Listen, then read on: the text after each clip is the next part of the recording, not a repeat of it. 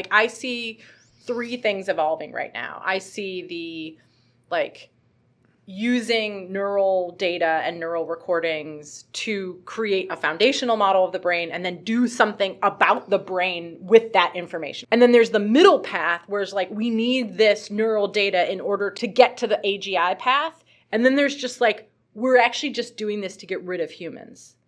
Do you know what I mean? Like, we're going to upload you and sorry, meat bag, you're done. I'll be honest. Because I actually want to know your answer. I'll be honest. And then I'm going to say something else provocative. I was skeptical about the some of the neural data stuff because basically there were people with like shit wearable devices that were like hawking a story about how, oh, well, my device is really shitty now, but we're going to build foundation models. It's going to incorporate good data from companies like Paradigmics and Neuralink, and then my like crappy device will work better, which is honestly not true.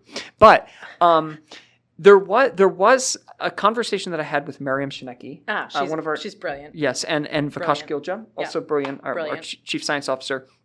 I asked them, like, I fundamentally don't understand, like, why would you train on multimodal data? What's the advantage of multimodal data? If you have a implantable BCI, like, why not just train it directly on like mood or like neuropsychiatric labeling? Yeah. If you have a EEG, why not just train it directly on the thing you care about? Like, why would having one or the other be important? Yeah. And the way she explained it to me is that if you're trying to predict really sparsely labeled data, like in mental health, like sparse data, kind of categorical data, and you don't have a lot of it, like building continuous decoders to predict those things can be very challenging.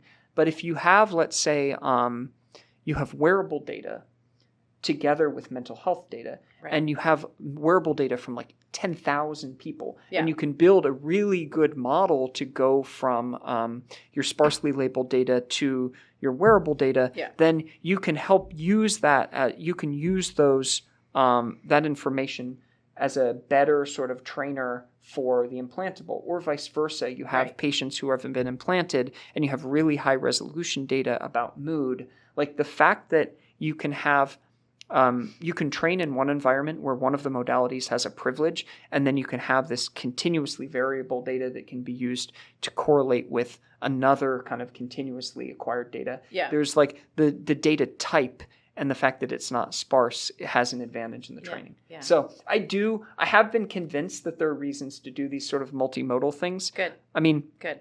But still, fundamentally, you have a fundamental data rate limit with different devices. So you're never... Sure. Yeah. There's no model. That's understood. There's no model that will turn a Synchron device into a Neuralink device. Right. Yeah, for sure.